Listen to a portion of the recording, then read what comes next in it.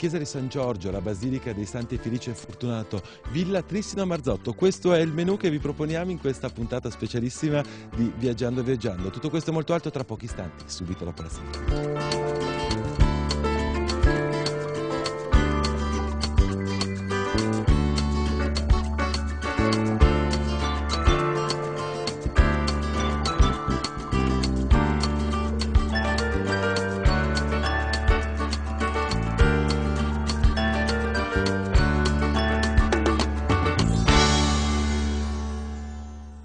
Per me è stata assolutamente una sorpresa, una piacevolissima sorpresa. Poche settimane fa siamo venuti in provincia di Vicenza, precisamente a Trissino, per vedere e scoprire e proporre a tutti quanti voi amici telespettatori Villa Trissino Marzotto.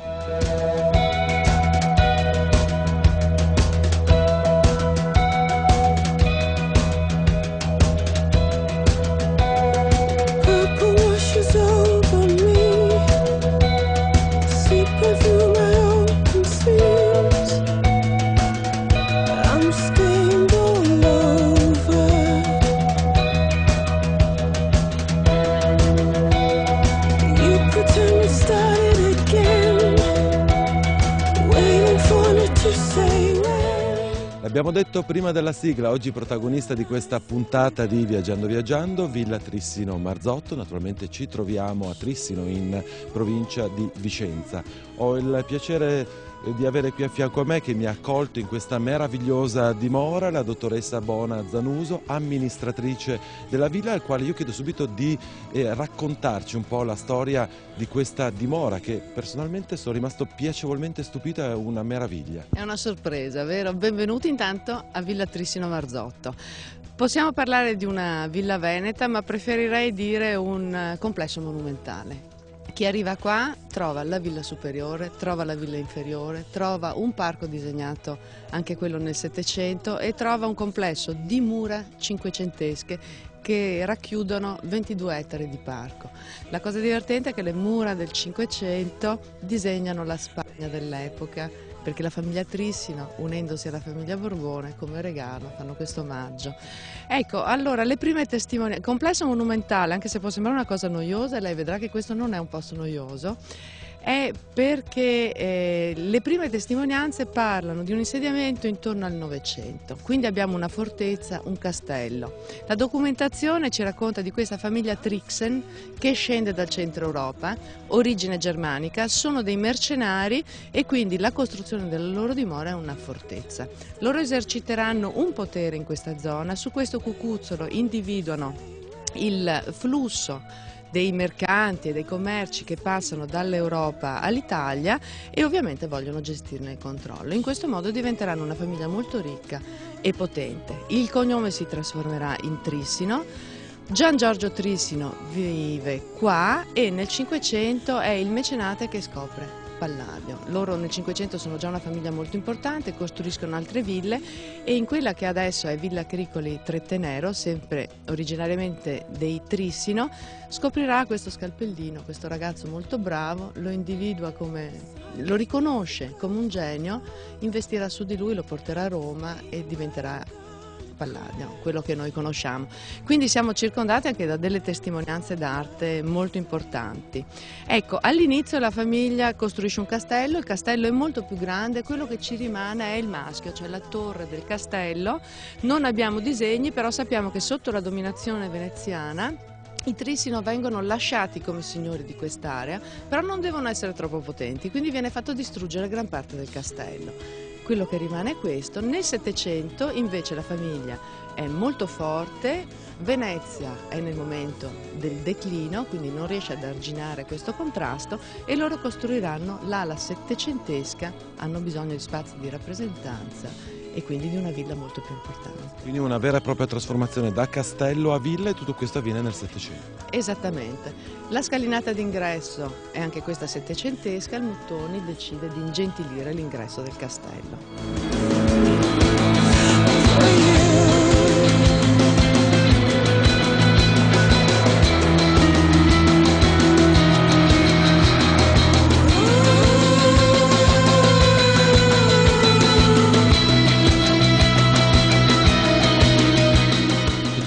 che già l'ingresso è molto importante con questa pavimentazione spettacolare, però devo dire la verità, a differenza di altre dimore, di altre ville, si sente già e si respira già un ambiente molto, molto accogliente.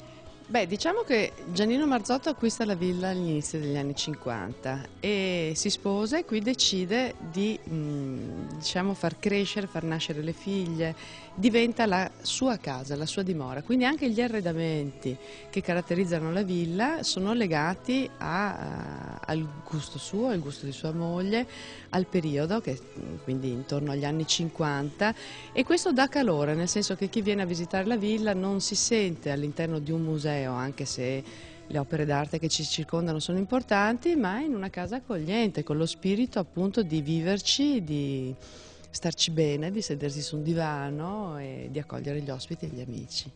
Una cosa che poi naturalmente ritorneremo alla fine per dare anche delle informazioni di servizio. Questa è una dimora dove appunto il conte ha vissuto e vive attualmente, però è una residenza, una villa aperta al pubblico. Assolutamente, il conte per primo dice che non è il proprietario ma è il custode. Noi abbiamo la funzione in questo momento di traghettare una dimora storica anche alle generazioni future, quindi è importante portare nelle condizioni migliori possibili questa struttura alle generazioni che verranno dopo di noi. Far lavorare la villa intanto ci permette ovviamente di mantenerla, i costi di gestione sono sicuramente importanti, ma di mantenerla bene, cioè tenere bene il parco, riuscire a fare dei lavori di restauro e soprattutto una casa che viene usata poco rischia una decadenza maggiore, più veloce rispetto a una casa che viene continuamente usata e goduta da tanta gente. Il conte poi per primo ha piacere che le opere d'arte raccolte all'interno della villa siano viste da chiunque lo voglia. Parliamo già di opere d'arte perché la Hall propone immediatamente un'opera molto importante. Beh, qui abbiamo una Madonna dei Crivelli che sicuramente è un pezzo importantissimo, ma tutta la villa è, diciamo così, caratterizzata da belle cose da poter vedere. Vedremo la Sala degli Arazzi, vedremo la collezione dei quadri dell'Ottocento, quindi spero che anche per voi sia una piacevole visita.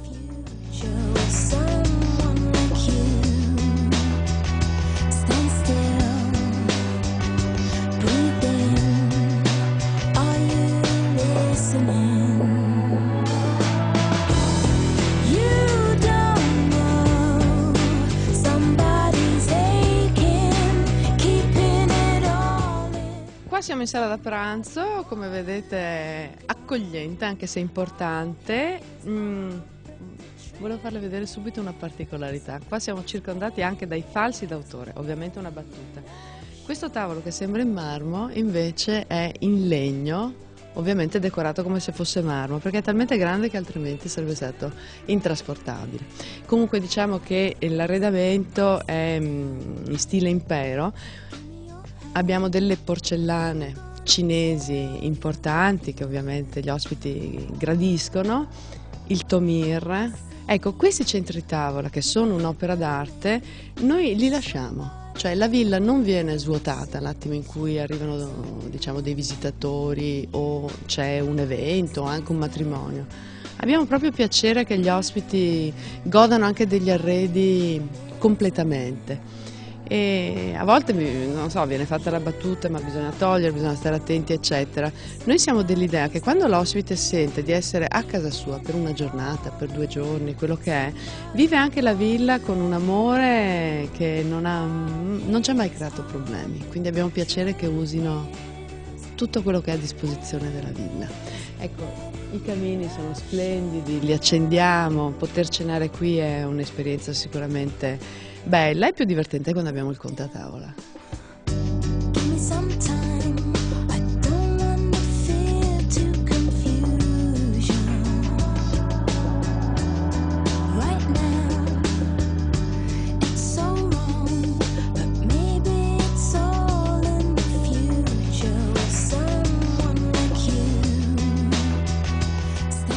Entriamo in salotto e come ho detto prima, vedete, qui viene voglia di sedersi. Viene voglia di accomodarsi, di fare 2 chiacchiere e quindi di respirare proprio l'atmosfera di abitare questa casa.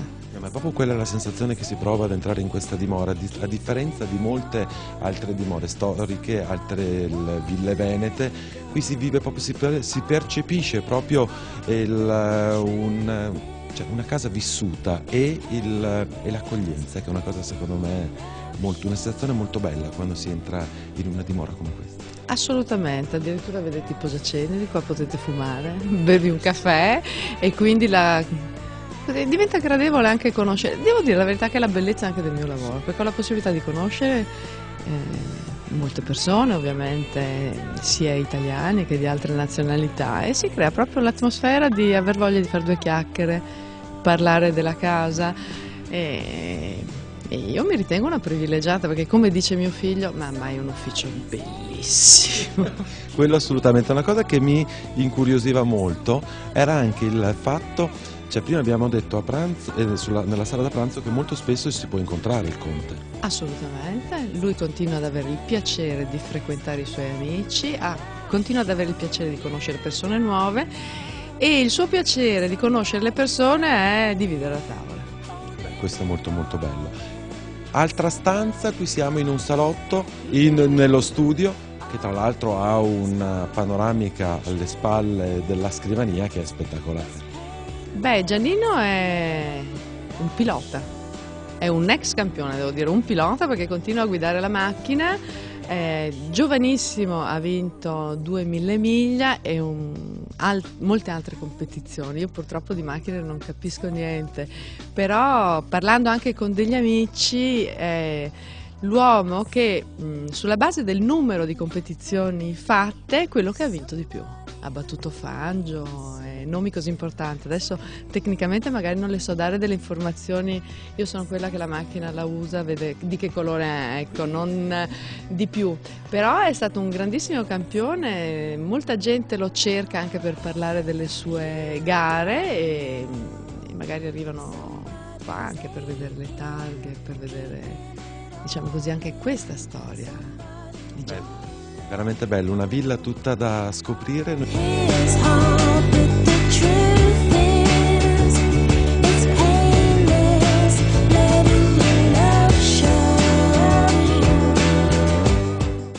vi dicevo, la visita a questa villa è stata veramente una piacevolissima sorpresa. Spero che anche voi veniate molto presto a visitarla. Appena arrivato il momento della nostra prima interruzione pubblicitaria, ci vediamo tra pochissimo a Vicenza.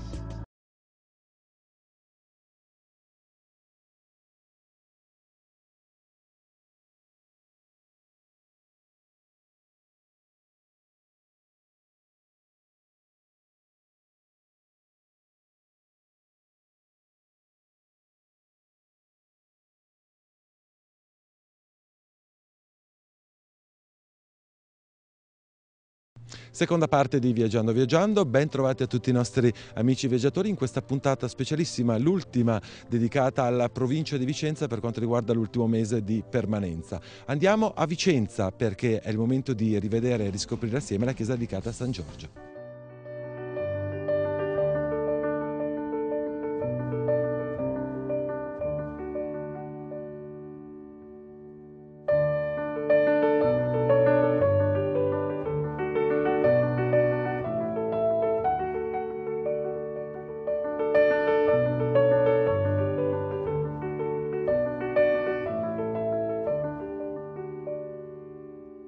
Don Francesco, entrare in questa chiesa è veramente una piacevolissima sorpresa per la pulizia, la linearità e per lo splendido lavoro veramente di restauro che abbiamo già accennato, ma quando uno entra rimane veramente a bocca aperta.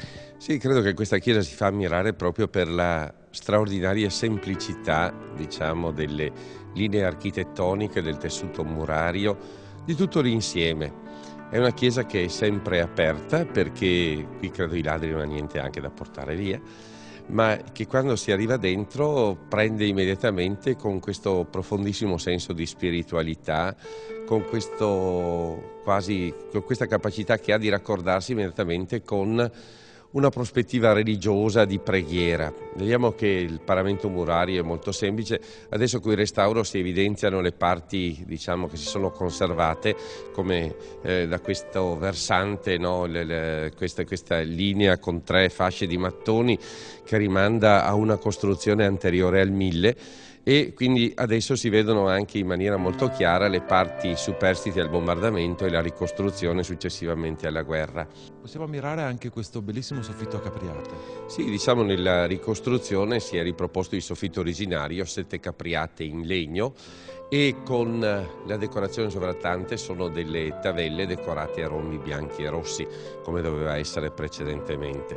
Credo che sia anche da osservare l'abside. Anche l'abside, se noi vediamo, è di assoluta semplicità. Sono state ricavate queste 2 nicchie dal muro perimetrale. Teniamo conto che il muro perimetrale ha la larghezza di quasi 1 metro, quindi sono state ricavate queste 2 nicchie. In una c'è il tabernacolo, in altra la statua della Madonna, ma se vediamo anche l'abside si ammira proprio per la sua straordinaria semplicità. Tra l'altro l'abside è rimasta grosso modo com'era, all'esterno è poligonale, all'interno, se noi la vediamo, ecco, con questa meravigliosa forma che quasi sembra racchiudere tutte le linee della chiesa. Se andiamo in cerca nella chiesa troviamo anche delle cose interessanti, perché l'antichità della chiesa è confermata anche da alcuni reperti di epoca longobarda che ci sono. Uno per esempio è qui, col quale hanno fatto l'ambone, l'acquasantiera. Ci sono dei resti anche in giro per la chiesa che confermano come i Longobardi, quindi siamo verso l'VIII secolo, IX secolo, avessero anche decorato la chiesa con degli elementi lapidei. L'acquasantiera è veramente una cosa che colpisce molto. Sì, diciamo quella in fondo è però di epoca moderna, ha fatto un artigiano locale, quasi ispirandosi all'antico, ecco, perché quando si entra è subito un momento anche interessante di visione. Invece quello che volevo sottolineare di questa chiesa quando si entra, e credo sia la percezione, è la grande spiritualità di questa chiesa, come se qui si fossero in qualche maniera nelle pietre, nella semplicità dell'insieme, condensate le preghiere dei monaci, le preghiere dei cristiani, in più di 1000 anni, è quasi che le pietre, ascoltandole, riuscissero in qualche maniera a parlare di queste preghiere, di questi canti, di queste cose che in tanti secoli diversi si sono fatti all'interno di questo edificio. Quindi pare un caso nel quale si dice che le pietre riescono a parlare, riescono a dire, e pare che qui a San Giorgio diventa una delle esperienze belle che si riescono ad avere. Ma secondo me questo è dovuto anche proprio dall'ambiente, dalla semplicità che traspira entrare in questa chiesa, in questo luogo di culto, e la linearità, la semplicità fa sì proprio di creare un rapporto particolare proprio anche interiore. E credo proprio di sì, perché tra l'altro quando si arriva alla chiesa bisogna lasciare la macchina, c'è il verde del prato intorno, lo abbiamo anche visto precedentemente, quindi in qualche maniera bisogna staccarsi dal caos, dalla confusione, no? E cercare di immergersi in questo paesaggio dove il verde, il silenzio sembrano di far stare in un posto distante dalla città caotica, ecco. E poi il non trovare niente, diciamo, né decorazioni né niente, c'è solo una grande pala di Del Maganza, ma questo riporta forse a cercare l'essenzialità anche della vita. Questa chiesa ti porta a guardare dentro, ti porta a pensare allo spirito, ti porta a pensare a Dio, proprio perché quando uno entra qua cerca ciò che è essenziale, e probabilmente anche nell'essenziale della propria vita riesce a scoprire lo spirito, riesce a scoprire anche Dio. In conclusione, parliamo appunto della pala, l'abbiamo già accennata poc'anzi. Questa pala del Maganza è interessante, racconta un po' la storia di Vicenza. C'è l'apparizione della Vergine di Monteberico a Vincenza Pasini, è una pala di un autore di fine Cinquecento, no? Molto bella tra l'altro, e ci ricorda anche il luogo dove siamo. Qui siamo sul versante nord del Monteberico, dove c'è questo santuario particolarmente importante per i vicentini, ma direi anche per i cristiani dell'Italia, del Veneto e del nord.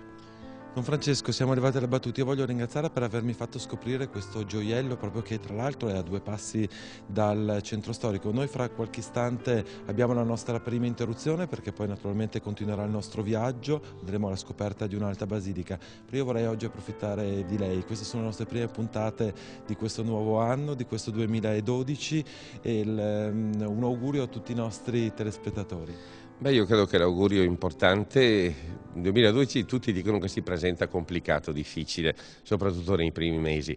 Io credo che anche questi ambienti ci ricordano che sicuramente se noi andiamo in cerca di ciò che è essenziale e fondamentale della vita, saremo capaci anche di impegnarci e lottare perché il futuro sia migliore o in ogni caso ricco di speranza. Quindi da questa Chiesa che sembra aver quasi niente, c'è credo l'impegno a dire bene, c'è la possibilità della speranza, c'è la possibilità di guardare dentro, c'è la possibilità di solcare i secoli. Questa Chiesa col suo niente ha più di 1000 anni di storia e noi siamo invitati a guardare avanti per altri 1000 anni. Grazie mille.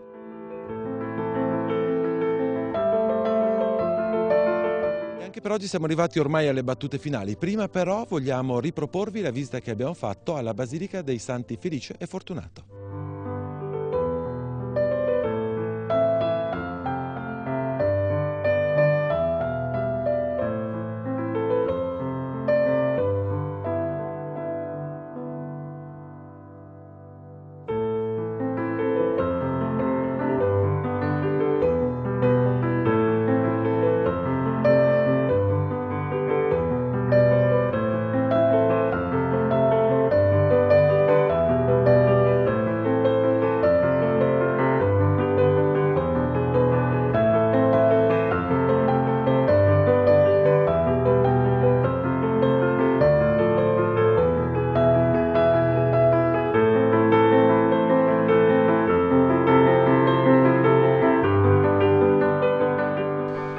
Molto bella anche all'interno questa basilica. Tra l'altro da fuori non si capisce forse la maestosità e l'imponenza che ha questa struttura. Non solo, ma anche non si coglie l'atmosfera particolare che c'è qui dentro. Si sente che ci sono 16-17 secoli di cristianità qua dentro. E la struttura così com'è adesso la vediamo dagli anni 30-40 del Novecento, dopo che Monsignor Lorenzon ha fatto togliere tutte le aggiunte barocche per lasciare la chiesa il più vicino possibile a com'era quando è nata. E quindi ha un suo fascino particolare anche per questo, perché la ricerca di essere come si era alle origini.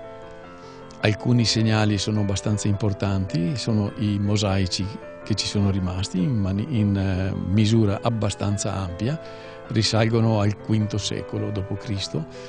e riguardano soprattutto le sepolture di alcuni maggiorenti della città.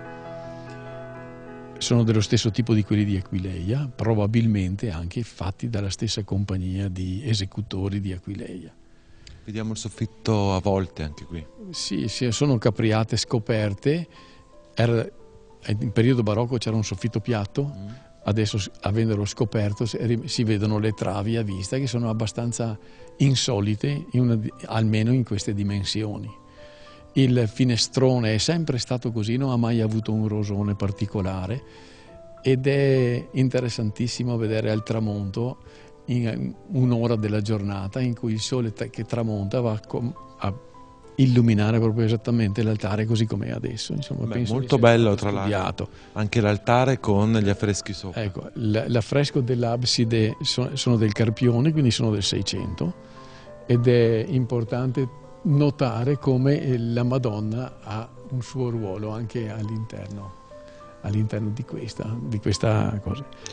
La Madonna invece che c'è alla nostra sinistra sembrerebbe la Madonna di Monteberico. Sì, più o meno è uguale, è sempre la Madonna della Misericordia, ma sembra che abbia circa 100 anni di più, quindi che la Madonna di Monteberico sia successiva a questa. Un altro aspetto del culto della Madonna di questa chiesa è il martirium. Il martirium è il sacello Sancta Maria Mater Domini, nel quale venivano raccolte le reliquie dei martiri. Difatti qua nella cripta sono custodite le reliquie di 52 martiri accertati, quindi non di uno o due soltanto. Tra l'altro sono veramente spettacolari gli affreschi che si possono ammirare ancora nel soffitto. Sì, nel soffitto del martirio, sì. Più che affreschi direi sono dei lacerti di mosaico sempre del VI secolo, molto interessanti, perché uno dei quali, quello più leggibile, presenta il leone alato di San Marco, ed è molto probabile che negli altri 3 angoli fossero i simboli degli altri 3 evangelisti. Direi che quella lì è la parte più antica della chiesa, perché pare che risalga veramente al IV secolo, almeno la struttura così com'è, quadrata.